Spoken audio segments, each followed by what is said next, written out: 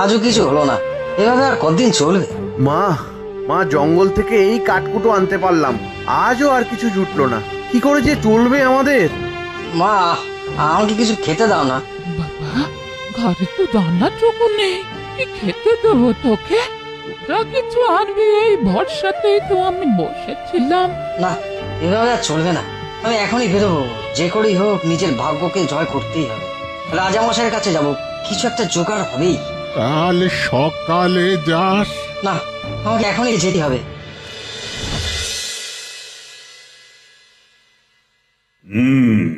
কি চাই? প্রণাম রাজামশাই, আমি গ্রাম থেকে এসেছি। আমার নাম সত্য। বড্ড গরিব আমরা। একটা কাজ দিন রাজামশাই, যে কোনো কাজ হলেই চলবে, বাঁচান আমাদের। বেশ, আমার 3টে সুন্দর ঘোড়া আছে। তুমি যদি একদিন আমার ঘোড়াদের সঙ্গে থাকতে পারো, তারা কোথায় যায়, কি খায় এবং সেসব জেনে সঠিক তথ্য আমায় দিতে পারো, তবে আমি তোমায় অর্ধেক রাজত্ব দেব, আর আমার মেয়ের সাথেও তোমার বিয়ে দেব।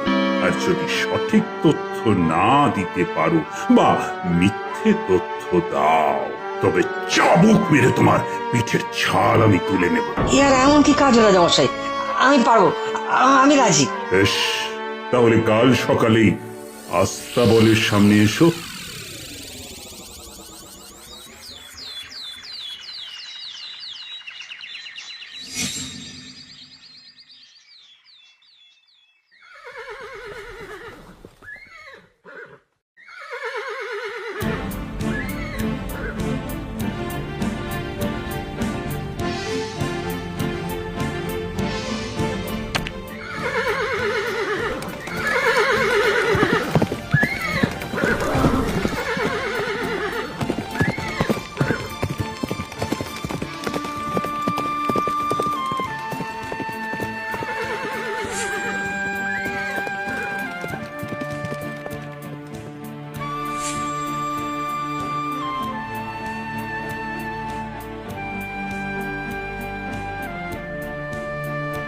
একটু জল খাবো। এসো ভাই এসো, আমার এখানে বসো ভাই, জল খাও, বিশ্রাম নাও। না না, আমাকে জানতেই হবে ওই ঘোড়াগুলো কি খায়। আহা আহা, চিন্তা করছিস কেন? আমি তোকে বলে দেবো ওরা কি খায়। তারপর সন্ধেবেলা ঘোড়াগুলো যখন এই পথ দিয়ে ফিরবে, তখন তুই ওদের সঙ্গে ফিরে যাবি। তুমি জানো দিদিমা ওরা কি খায়? জানি রে জানি। শোন, তুই রাজাকে বলবি ওরা শ্যাওলার জল খায়। বেশ, তাহলে একটু ঘুমোই। তুমি আমাকে ডেকে দিও, কেমন?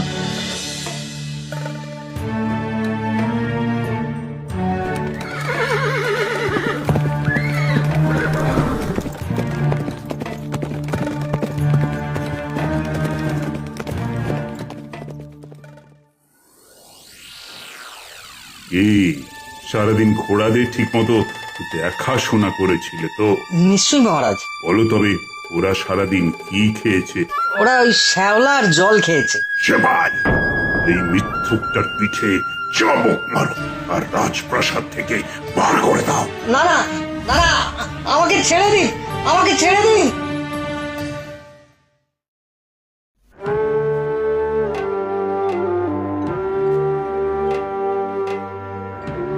তোমার তোমার খুব কষ্ট হচ্ছে না দাদা? ইস, তুমি ভেবো না, তুমি একদম ভেবো না। আমি যাব রাজপ্রাসাদে, রাজামশাইয়ের সঙ্গে দেখা করব আমি। হাতি ঘোড়া গেল তল, মশা বলে কত জল। আমি কিছুই করতে পারলাম না, তুই তো কোন ছাড়। তার চেয়ে তুই বরং খেলাধুলা কর গে, ওখানেই তোকে মানাবে ভালো। ওখানে যাওয়ার এখনো তোর বয়স হয়নি। যাস না বাবা, অতগুলো ঘোড়ার পেছনে কি দৌড়ানো যায়? আর আর ওদের কত তেজ, তুইও তো পারবি না বাবা। না না না, আমার এক ছেলে এত কষ্ট করছে, আমার কোলের ছেলেটাকে আর কষ্ট পাওয়ার জন্য যেতে দেব না, কিছুতেই না। না না, আমাকে আর কেউ বারণ করো না। আমি অনেক বড় হয়ে গেছি এখন, নিজের ভাগ্য তো নিজেকেই গড়ে নিতে হবে। আমি এখনই বেরোবো, আমায় আশীর্বাদ করো বাবা। মা মা আমায় আশীর্বাদ করো, যেন সফল হয়ে ফিরে আসতে পারি।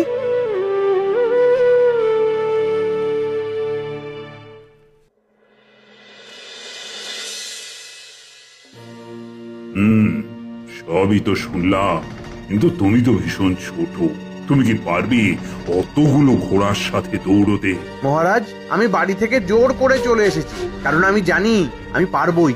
মহারাজ, মহারাজ দয়া করে অন্তত একটা সুযোগ দিন আমায়, একটা চেষ্টা করে দেখি। বেশ, তবে শর্তগুলো জানো তো? পারলে আমার কন্যার সঙ্গে বিবাহ দেব, অর্ধেক রাজত্ব তোমাকে দেব। আর না পারলে চাবুকের আঘাতে ক্ষত বিক্ষত করে দেওয়া হবে তোমায়। কোন রকম মিথ্যে কিন্তু এখানে বরদাস্ত করা হবে না।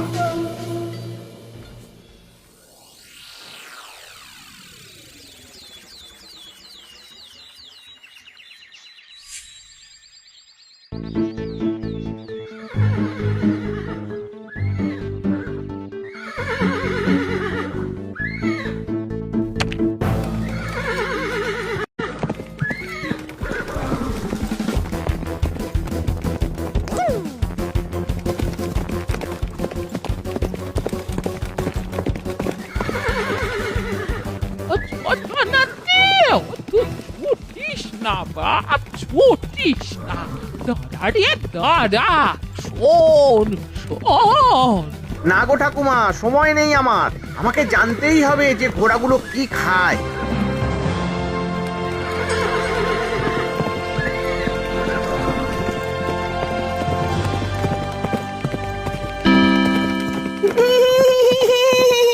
আমাদের সাথে তাল মিলিয়ে ছুটতে পারবে না তুমি।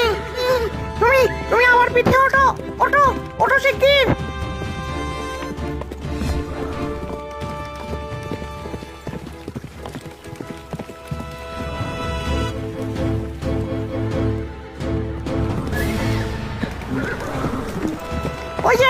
ওই যে সামনে বড় গাছটা দেখতে পাচ্ছ? হ্যাঁ হ্যাঁ পাচ্ছি। ওটার ভেতর দিয়ে আমরা ঢুকবো। আচ্ছা।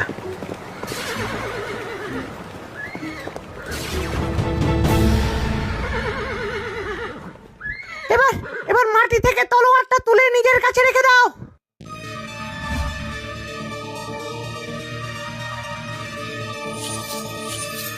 উফ উফ, বড্ড ভারী, পাচ্ছি না যে।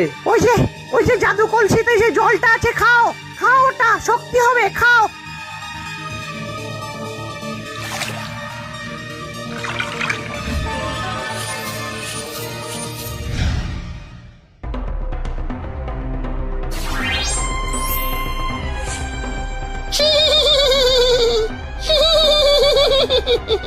শোনো ছেলে, আমরা ঘোড়া নই, তিনজন রাজপুত্র।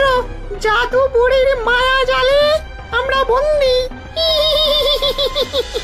বহুদিন আগে এই জাদু বুড়ি রাজ্যের সব বাচ্চাদের ধরে ধরে জাদুর সাহায্যে নানা জন্তু বানিয়ে রাখতো। আমাদের বাবা রাজা মশাই যখন যুবক, তখন জাদু বুড়ির কবল থেকে ওই বাচ্চাদের উদ্ধার করে। সেই রাগে জাদু বুড়ি আমাদের ঘোড়া বানিয়ে দেয়। বাবার এখন বয়স হয়েছে, তার পক্ষে এখন আর ওই জাদু বুড়ির সাথে লড়াই করা সম্ভব নয়। তবে তুমি পারবে তার অভিশাপ থেকে আমাদের উদ্ধার করতে। এবার চলো, আমরা কি খাই দেখবে।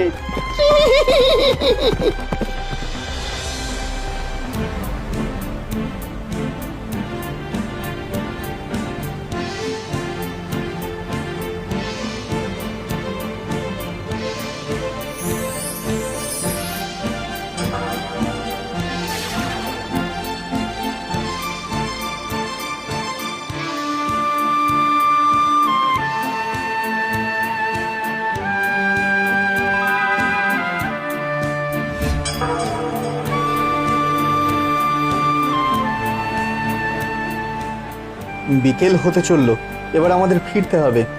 চলো সবাই।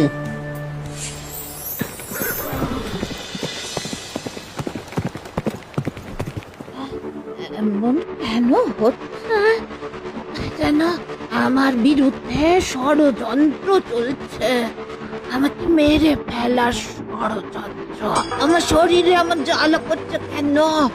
মনে হচ্ছে সারা শরীর আগুনে পুড়ে যাচ্ছে।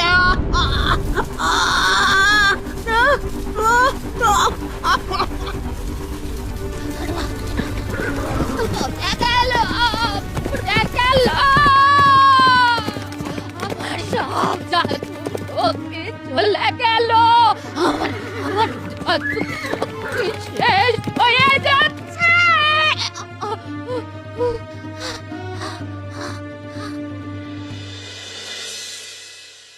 প্রণাম মহারাজ। বলো, ঘোড়াগুলো সারাদিনে কি খেয়েছে? রুটি, চানা আর গুড়। এই দেখুন।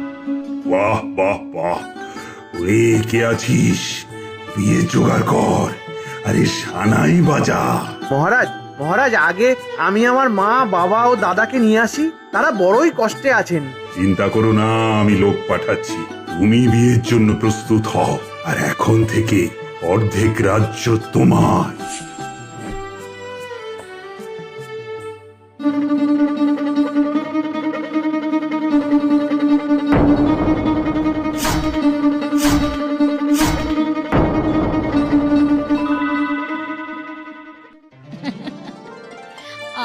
আরে আয় আয়, আমার বুকে আয় বাচ্চারা, আয়।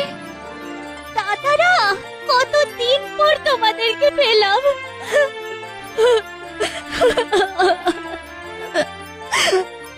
ভাই, আমি যা পারিনি তুই সেটা করে দেখালি, তুই আমাদের গর্ব। আমারও তোমার মতো বীরকে খুব ভালো লেগেছে। আহা, অপরূপ সুন্দর তুমি। আহা, আহা,